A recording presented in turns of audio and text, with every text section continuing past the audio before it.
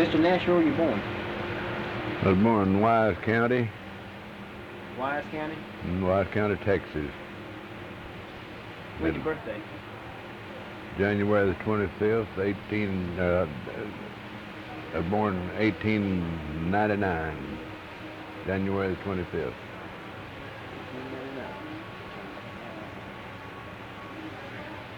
Who is your father? A.L. Nash, From Texas? yes. Who is your mother? Missouri, E. Nash. What was her maiden name? Emmeline, Missouri Emmeline. E.M. I don't know how to spell it. From Texas also? Yes. What kind of work did your father do? He farmed till he retired. He retired when I was 13. We moved to Springtown then. From there, from the farm. Springtown, Texas. Texas. Where was the farm? Well, it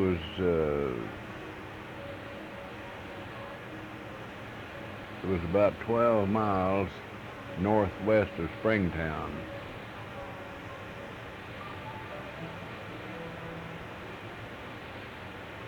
The community of Gravel Hill.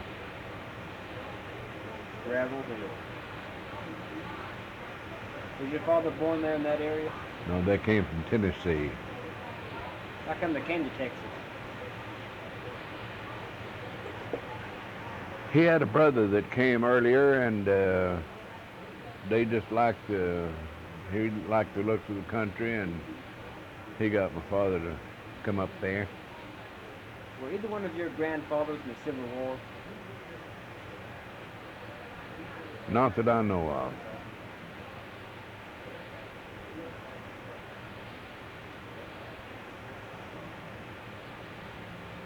What kind of crops your father raised in the farm? We farmed just cotton and corn. Ran a few cattle. So I assume you chopped cotton. I have picked cotton. How'd you chop it? It sure did that time. We did. How? How? Yeah. Just with a hoe. How far apart did you thin it? Well, at that particular time, why, it was different than what it is now. Why, we had to just leave one stalk about every 18 inches. How do they do it now? Well, they leave it now just thick as they can plant it. Does it make a difference if it's thinned out? Not really. That you'll have a lot more bolts to the stalk, but then the other way you'll have more stalk. If you have 2 or 3 bolts to the stalk here now, would make up to 40 or 50 maybe on one of the bigger stalks. Yeah. There's 18. Do you get more cotton off the... They make more cotton the way they cultivate it now than they did then. How much could you pick in a day? Well, I never was much of a cotton picker, but they'd pick from 250 to 400 pounds a day. What was the price of cotton back then? Huh? What was the price of cotton back then? Well, I remember one particular year we made 5 bales of cotton. And we got a nickel a pound for it.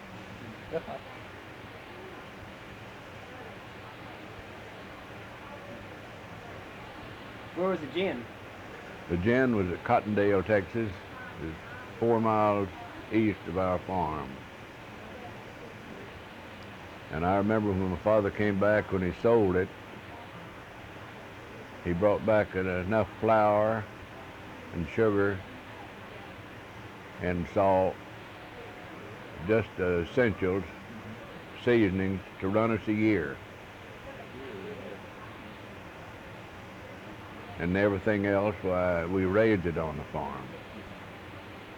We had our own pork, We had our own beef, and to put up vegetables. And we had a sorghum mill. We made our own sorghum. We raised everything except this flour, and of course we had our own corn to make our meal. Where'd you start school? I started school at Gravel Hill, this little country school. Gravel Hill School? Gravel Hill School. I moved to Springtown we moved to Springtown when I was 13. I finished Springtown High School then. What year? Finished 1917. I worked a year and then went into pharmacy then. Where'd you go to school in pharmacy? Baylor School of Pharmacy, Dallas. It was a 2-year course at that particular time, back at that time. That's what's amazing to me. It was a 2-year course. And now it's kind of added a little bit to it, hasn't it?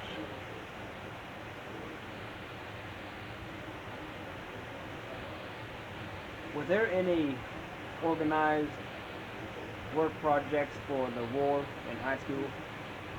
No. What about around Gravel Hill?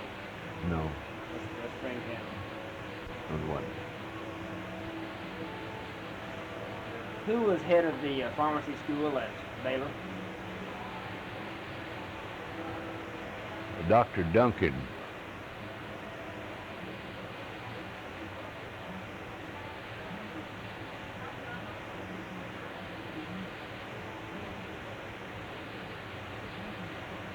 What'd your classes consist of in pharmacy school? What'd you study? What did it take? Yeah. Well, we had chemistry, and we had inorganic chemistry, and then we had the pharmaceutical chemistry the last year. And then, of course, we had physics and anatomy and physiology. Of course, we didn't have all the courses they have now, required courses that we have now, because we had to do it all in 2 years. I suppose it was much more, it's gotten so much more complicated to do than it was then, possibly. There's been so much more medicine developed. It would now if you wanted to go on and work in a hospital or something like that, but for a country drugstore, That's all you need, isn't it? now I could give you a rundown on some of the differences we have now and what they had when I first started. Yeah. Okay, when I started practicing pharmacy here, we had to make a big lot of our pills, our suppositories. Everything was mixed. You didn't buy anything like you just poured up out of a bottle now like you did back then. You couldn't do it. We had to make it. We'd roll our pills out in put it on a pill towel and roll it out in like a pencil, and then take a spatula and cut it into if you were going to make 12 pills, you'd cut it into 12 pills, and then you'd roll them out in your hand and shape them like a pill or a suppository or anything like that. We had to do it all by hand. And fold charts, anything is put up in, it wasn't in pill form, we had to put it in the chart. Well, we'd do the same on a pill towel. We'd take those powders, we'd flatten it out and shape it out into 12 powders. Then we'd fold 12 charts and fold that medication up into the chart, dispense it that way. Yeah. I suppose you're taught today to do that in today's pharmacy school? No, they're not. They may teach them to go through the process, but then they never They don't. And unless they use it in a hospital or something like that, now you never get a call for anything like that in the country.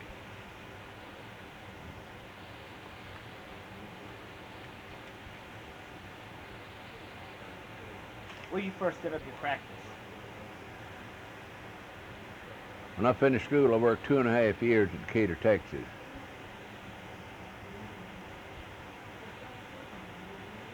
And then came up here the first day of 24.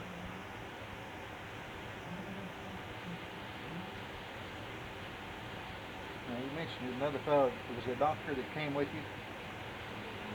There's a doctor that bought in with me here and in 24, and I bought him out in 28. How come you moved to Oklahoma? Well, this Dr. Sturgis told me when I started in pharmacy that when I finished, he'd buy me a store. And when I told him I wanted to work a while, and when I went to work at Decatur, I'd worked there 2.5 years, and I told him that I was ready. And he said, okay, locate us a store. Well, it was a Dr. Mara that traveled for Southwestern Drug out of Dallas. I told him about it, and he told me about this store here. And I came up and looked at it, and I liked it, and so I called the doctor, and he came up, and we came up here and looked at it, and he liked it, so we bought it.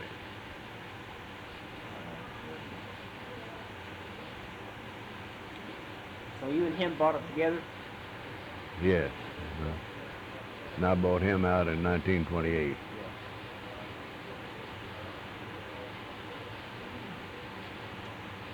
Where'd you first live when you came to Ryan?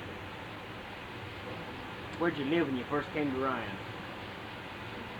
I just had a room in a rooming house over here till I got married. I married in June of 24. Who ran the house over here? You say it was a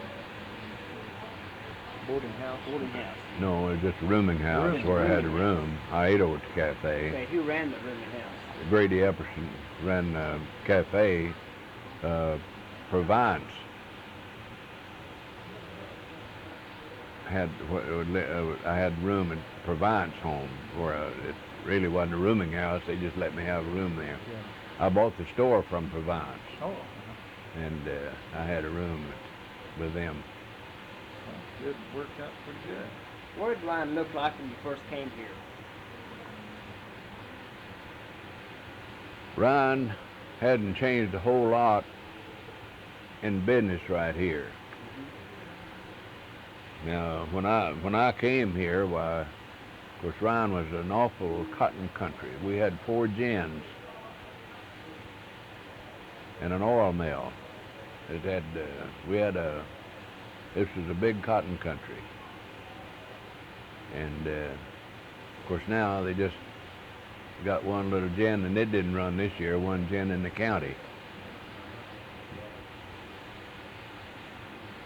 Bill, where is that gin located now? That one gin? Down Terrell. Carroll. Mm-hmm.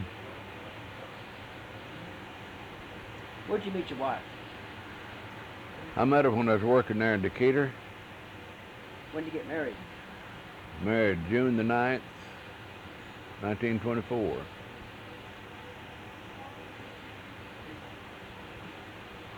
Her name was Gladys Phelan. Gladys? Gladys, Splawn.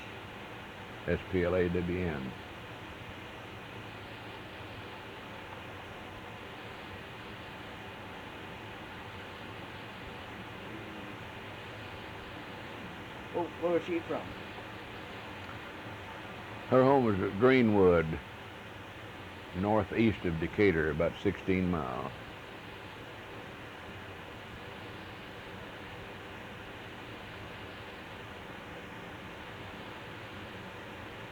How many children did you have, Bud? Had 3 children.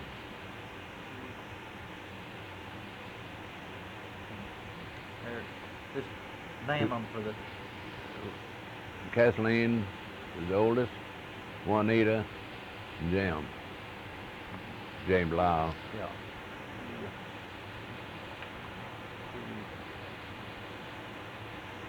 So you've worked in this building since 1924. Yes.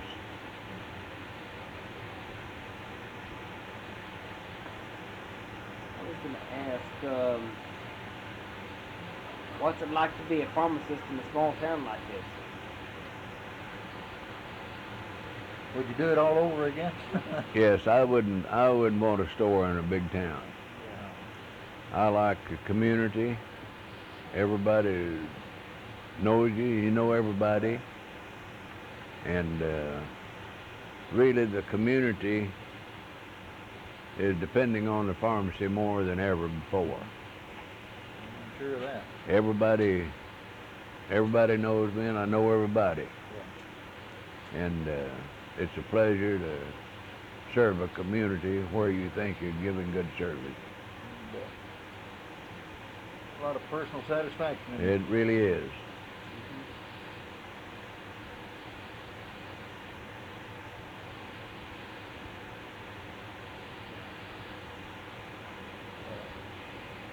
Kind of a silly question is, but is there any particular medicine that they pull off the shelf that you feel like that you'd like to see it back on the shelf or something like that that they no longer use? Or? They've removed from a lot of good medication.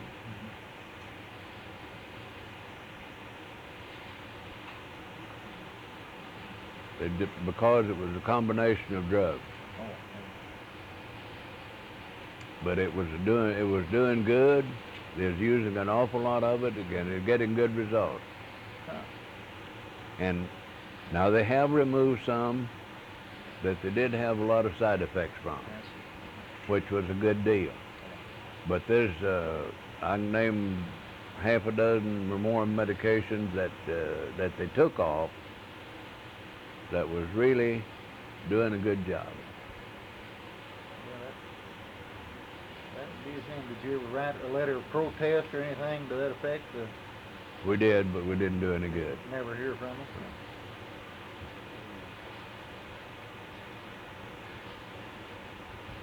The first drug they took off that really hurt was panmycin.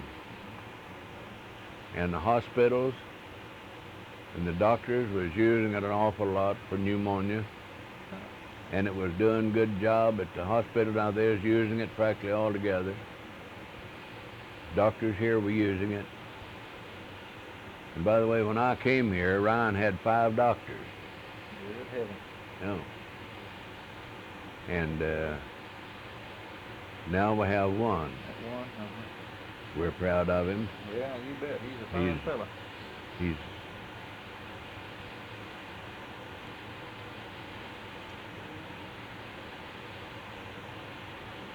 You remember how long Dr. Heflin's been here? Just offhand. Dr. Phelan came here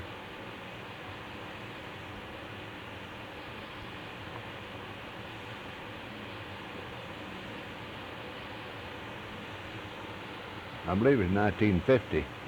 50, right? Mm-hmm.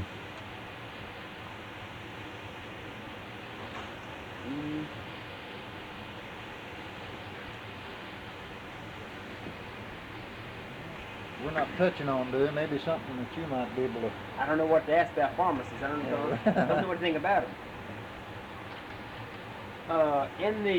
When you first set up your practice, where'd you get all your drugs from?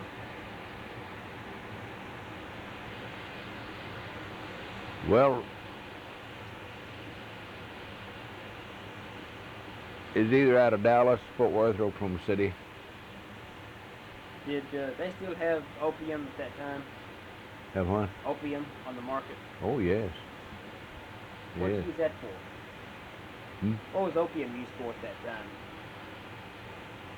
What is what? What was opium used for? Oh, for pain, principally. It was Mm-hmm. kind of like what? Morphine today, or well, I guess Well, opium morphine, is more. morphine's an opiate, you Yeah, see. right. But The doctor is getting away from that. I haven't dispensed a morphine tablet in 5 or 10 years. Huh. Yeah, that's a good indication you're getting away from it. Isn't it? I had an inspector come through a while back. We keep 3 separate files of prescriptions. Class 2 item is your hard drug. 3, 4, and 5 is your less potent drug. And then I keep a regular prescription file. But he checked my class 2 drug file, and he said, you have your class 2 file better than any drugstore I've checked, and I don't know whenever. We don't. Yeah, this, I hadn't filled but 3 prescriptions for class 2 items since he had been here before. well, I'll see. Yeah, this, Doctor doesn't, they're getting away from it. They're not using it like they used to.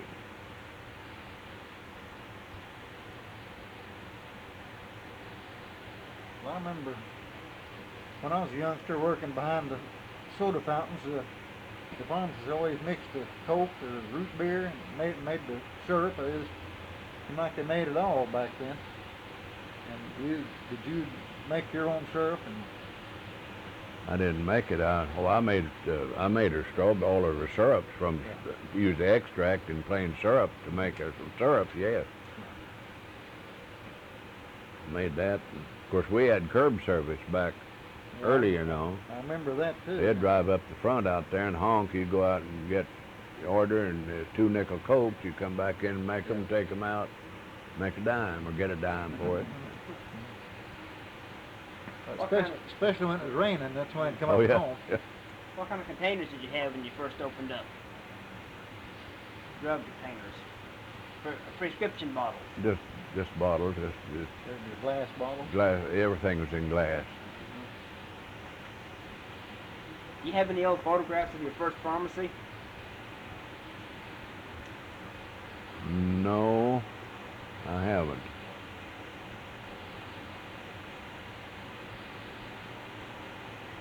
So,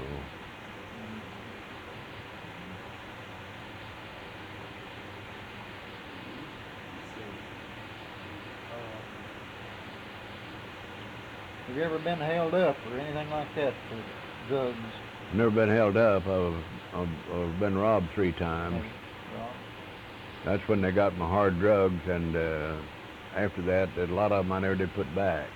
yeah. In the 1920s, were there many flappers in Ryan? No. No. Who is Ryan named after? Old man S.W. Ryan. S.W. Ryan. Who was he? Well, back earlier, he owned an awful lot of this land, just all around Ryan. Now, he owned. I never did know how much land at one time he did own. Yeah. Just miles of it. Miles of it. Just lots of miles of land. Oh yeah, he owned. I wouldn't say. I just wouldn't know.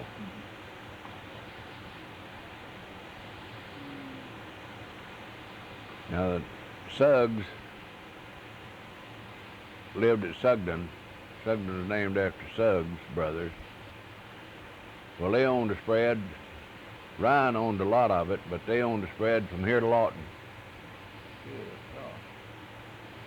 Good. Oh. Boy, that is a bunch of land, isn't it? Woo. The Suggs, I never did know the Suggs. They're gone. Some of his people, they had a niece that lived here after I came here. And they inherited a good little bit from the Suggs when they finally settled the estate. Yeah. Everybody was gone, and she got, Yeah, boy.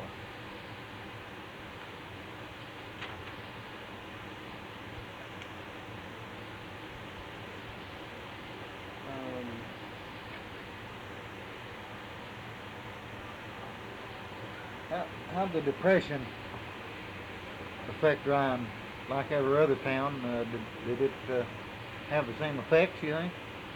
If everybody was out of work, or? Oh yes, but really didn't have any outside work. We didn't notice it like we do in places where they had so much public work going on. But now back in the 30s, they had the commissioners had the WPA work, and if you didn't have to do a lot of book work at that time to get on it. If you had $1 million and you wanted to go out there and work for $1 an hour, maybe $1 a day, I don't remember what they was paying, but anyway, you could go work. It wasn't like where it takes more to enforce the bill now. It didn't cost you anything to do that. You could go work if you wanted to and take that money. You got out of what you put in, huh? They built a lot of ponds. They built a lot of ponds, built a lot of roads, concrete culverts, bridges. It was WPA work. You think that'd be a good program today? I think it'd sure beat them going and getting checked for nothing. No. Yeah. We got a lot of work done, and they could get a lot of work done now. But you take a fellow that's been drawing $15, $16, $18, $20 an hour, they can't go out and pay that kind of wages. But then if they could make enough to live on if they wanted to work and eat.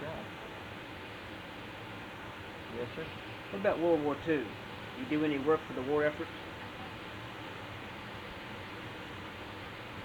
Did what? Oh, bond drives, Red Cross work, civil defense. No. No, I didn't. Did many boys from Ryan go to World War II? Oh, yes. Any of them killed?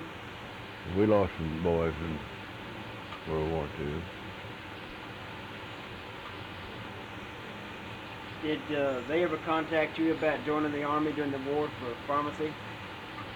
No, I was too old, and two, and of course I wasn't into it in World War I. Yeah.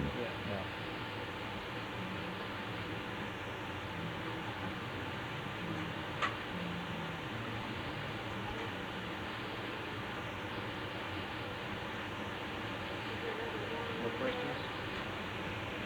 Joe, I'm about run out of something to talk about.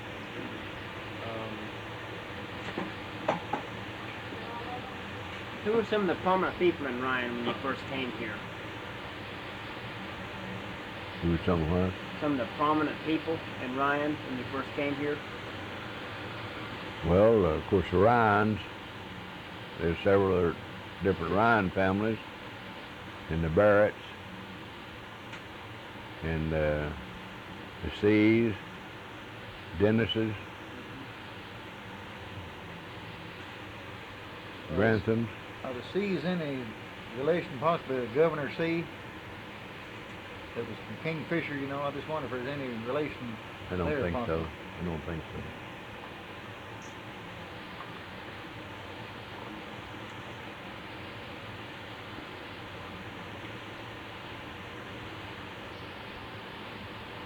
Who was the biggest bootlegger in town?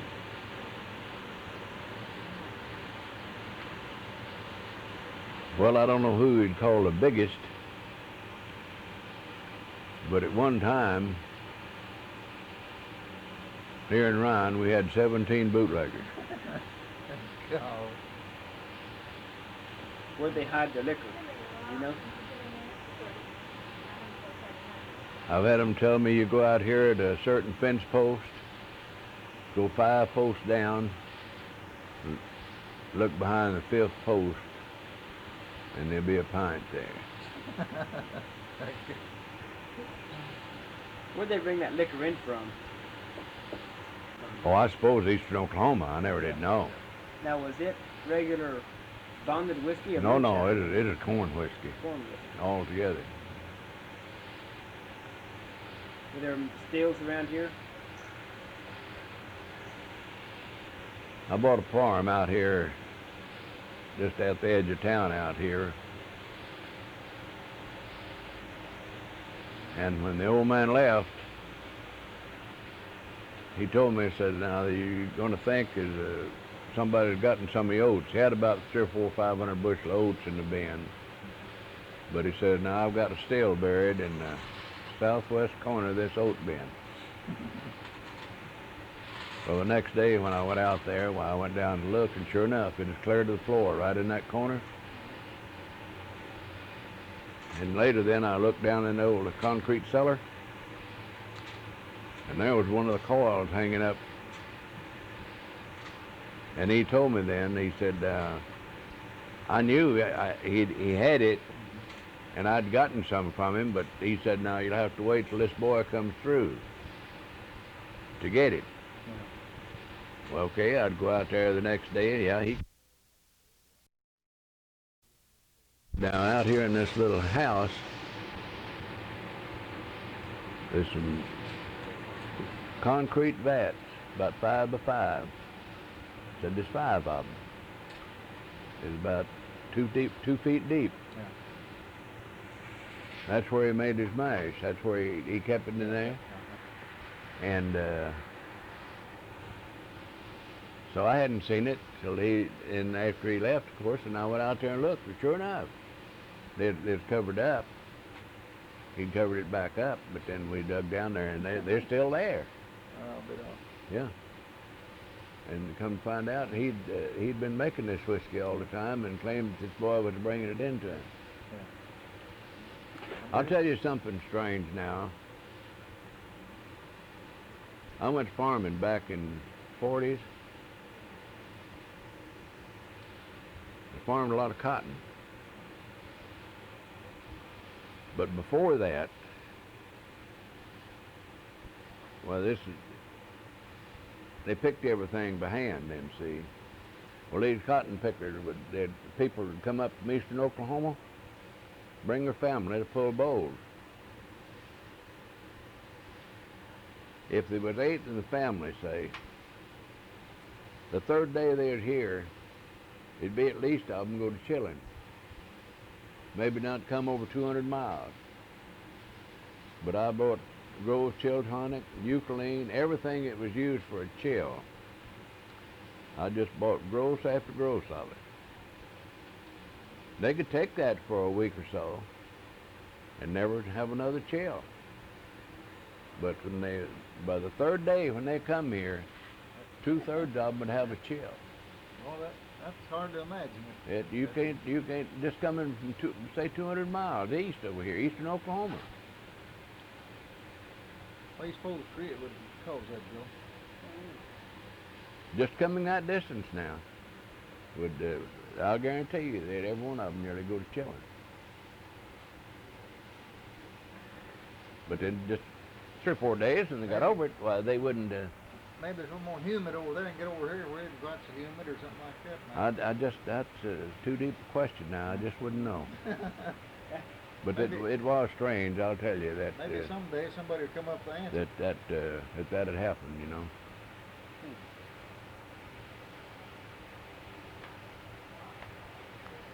Well, did you always use a typewriter for your prescriptions, you know, and records and everything? Or did you have to? I never had a typewriter a few years ago. Several years ago. I don't know how far back. But I didn't when I came here. You just hand wrote everything? I did, yeah. Where did these tables out here come from? Those tables, I bought the other drugstore out in 1950, and they were in that store. Used to be up here on the corner. Yeah. But after I bought them, there's an old gentleman came in here one day and introduced himself as R.B. George. Well, R.B. George used to have the drugstore. It was up on the corner up here at that time. Huh. He told me he bought them in 1902. They're antiques. I have more people wanting to buy those tables than anything I've ever owned. I'll bet. Huh? Boy, they're fine collector's items. Yeah, and I've had them wanting to buy all these wall fixtures. They're old. Yep. I don't know how long Provence had them, but I've had them 59 years. I've got the glass doors for them. We took them off this year because we got so much stuff in there that it was hard to use those doors on there. I just took them off so we could have everything arranged. Now, except for the wall paneling and lighting, have you done any major changes to the building?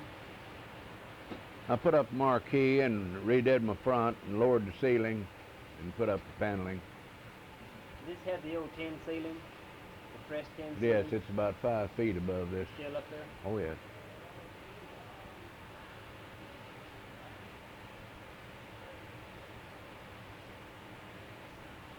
This building was finished, I came here in January the 1st. Well, Provence moved into this building July the 1st.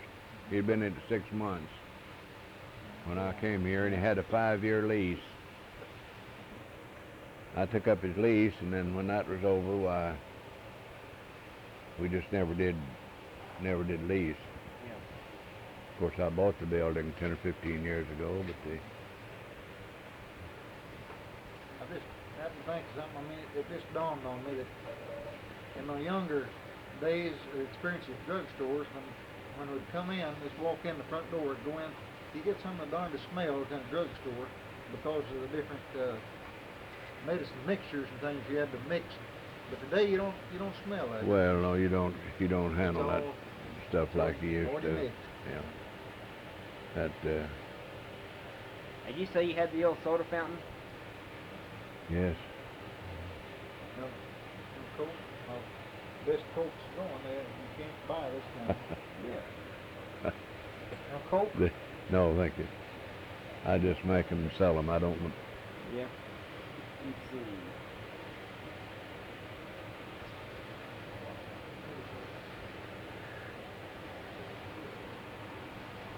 Of course, pharmacy now. So much of it's on 3-part prescription, like welfare, Blue Cross, different insurances. It takes an awful lot of typing. That's the girl was typing here when we came in here. She was.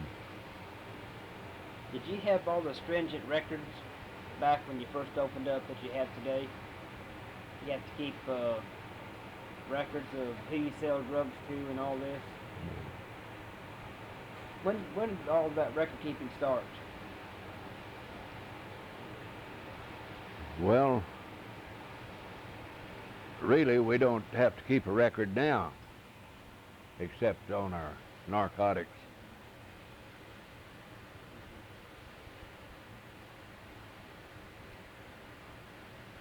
Now, a lot of them do keep a profile and keep a record, but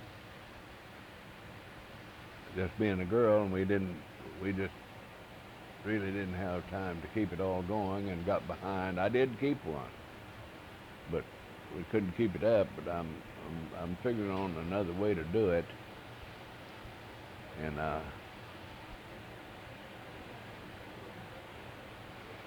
think I'm going to start that again because that. Have you always had to keep track of narcotics? Oh yes.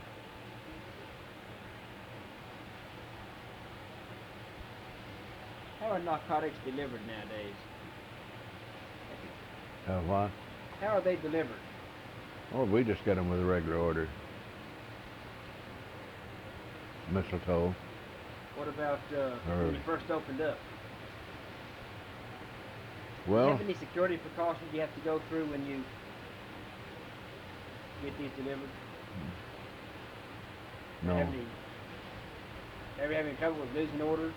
no, There's nothing, no hanky-panky going on there. No, no trouble.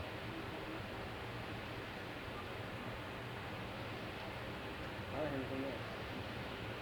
Yeah. What was your first car? Model T. Model T Ford. Yeah. Pretty good old car. Did you like it or hang on to it very long? Well, I didn't the first one that I had. Now, when I came here, why, I'd bought a Model T Ford Coupe, and I bought the extra wire wheels for it. Yeah. Boy, it was a pretty fancy little dude at that time. I bet it was.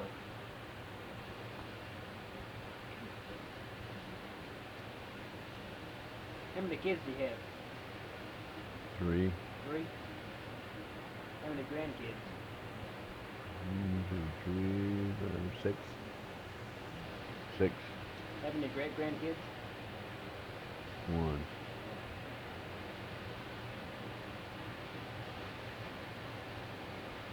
Well, Of course, now we have to. For the last several years now, we've had to take 15-hour continued education every year.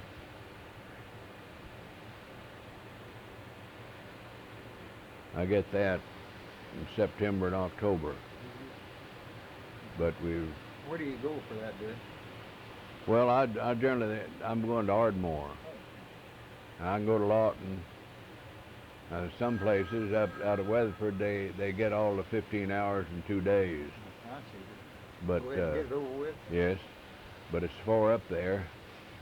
But I can go over here at Ardmore, Yeah. and I get Weatherford College gives 7 hours one day, and OU gives 8, or one way or the other. We get a 15 hours over there. You ever get with Zimmerman or any of those guys? Oh yes. Boy, he Now Zimmerman doesn't. He doesn't go to Ardmore. I don't know where he goes to get his. he told me, but I forgot. There's several places up country. Well, Oklahoma City, they may have 2 sessions a year up there, where you can get it all in 2 days. He did say that he and George Brown used to go together, but since George passed away, I don't know how he's going. Zimmerman, I remember one time he was at Lawton at a meeting I went to up there. Now the boys from Ringling, they go to Ardmore, and it's really, and I don't think I'll do it anymore. I generally wait till Ardmore, but this year it's in September and October. Well, if something happened at my age, why, if I couldn't make one of those, I don't have very much time to, and I might have to go clear eastern Oklahoma, or Oklahoma City, or Tulsa, somewhere to get it in. you have to be in Oklahoma. Yes. Let me revert. What kind of chores you do in the farm as a child? What chores did I do? I just had to milk the cow and feed the hogs. What time of year did you butcher? Well, it was in the wintertime, Wintertime? after it come a hard freeze. Now, how many children are in your family? There's 7 of us children, 7. 3 boys and 4 girls. 4 of us living. My oldest sister is 91. I'm 84. I have a sister 81 and a brother 74. You know what? That's something. Yeah. How fortunate. When you butcher a hog, how come you have to let it cool out? Let it spoil if it didn't. It spoil? Oh yeah. Why make it spoil? Well, just the heat. If it wasn't cold enough weather. Now you can already butcher hogs now. We don't have winters like we used to. You can already butcher hogs now. Now I was in a few years ago. I had a pretty big hog deal down here. I think one time I had 40 brood sows. I had 2 men working, Yeah. and I killed hogs at that time. And I had a house back out there with a flat top, and I'd cut it up and I'd laid it up on that the first night and let it. You didn't want it to freeze, but it'd cool out. And then the next day, well, I'd trim it Now we used to, my daddy always salted it down. He had a big box he salted it down in. Right. Well, I salted mine I had a table built here at the end of this house. Well, I'd trim my meat up and I'd salt it down on that table. And then it's where that if it melted down, salt melted down, why I'd be out there every day or two. I'd put salt back up, or don't keep it covered with salt. Covered. Did you ever And, render any lard? Every year. Every year. Oh yeah. Now we never did. Oh, I might have a little, but now back when I was a kiddo down there, why we'd make all of our sausage, and my mother would fry it. Got it all at once. Fry it all up.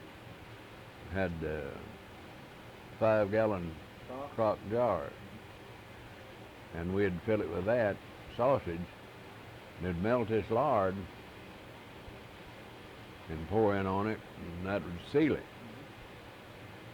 And we wanted sausage, why she'd just take a fork, go out there and get how many she wanted and throw it in the skillet and warm it up, you know, and for us, it's just as good a sausage as have. You bet.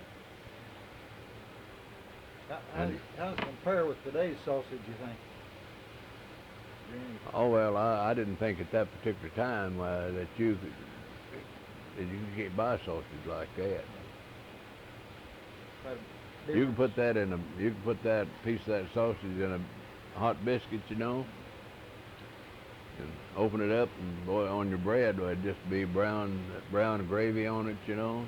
Boy, we put up 2 50-gallon drums of syrup, sorghum. We had our own sorghum mill. My daddy made sorghum.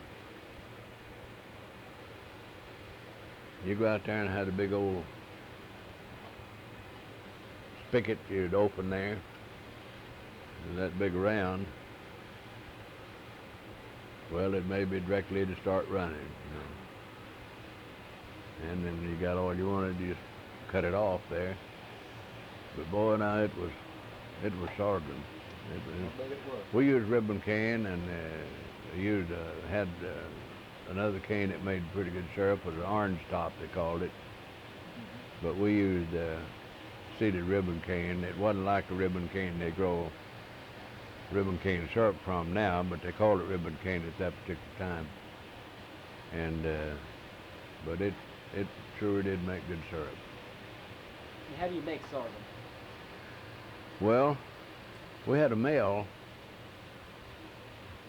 back up here, and it was just 3 steel cogs,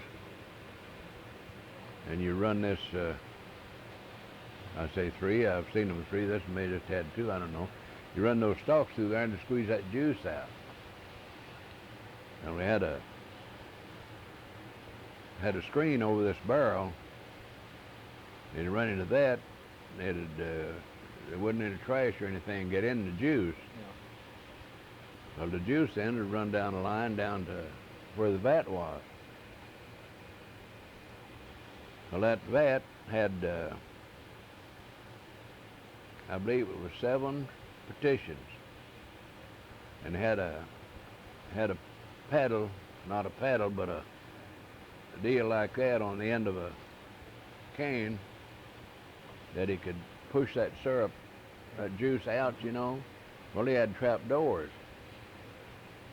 He'd bring it into one of these first pan back here. Well, when this last one up yonder made syrup, well, he'd push it out,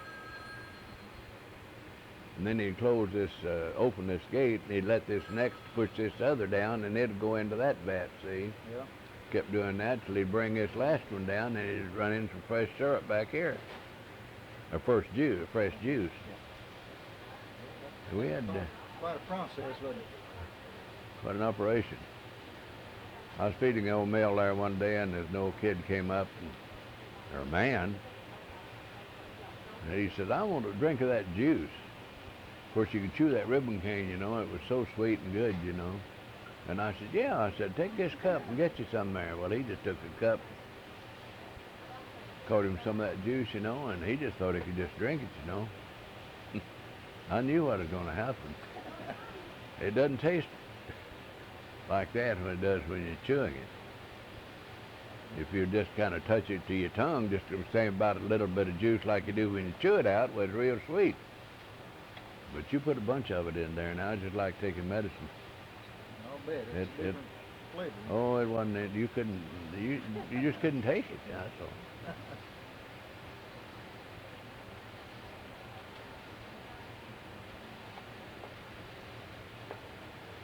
Joe, by golly. I think that's about it, really.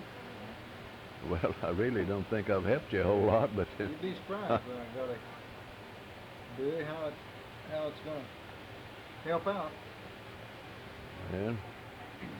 Think about it. Some student 100 years from now can play that tape and probably get a lot out of it. Thank you. Shop. He was here when I came here. But Weldon sold out 3 or 4 years ago, and then he finally died in a year or two. And Roy Miller's gone now. Of course, he retired. Well, they left out that I'm the oldest business in town. Now, the People's Bank was here. Grantham Funeral Home was here when I came here. But when I came here, I mean under one ownership. Grantham Funeral Home, well, when I came here, it was Beeson Grantham. And then it was Beeson and Todd Grantham. Beeson sold out to Todd, and he went to Duncan. And then, of course, the bank has same hand since 3 times. But as far as continuous business, I'm the oldest in the town. This bank's been over here quite a while. It was here when I came here. But how about the one on the corner? Everything.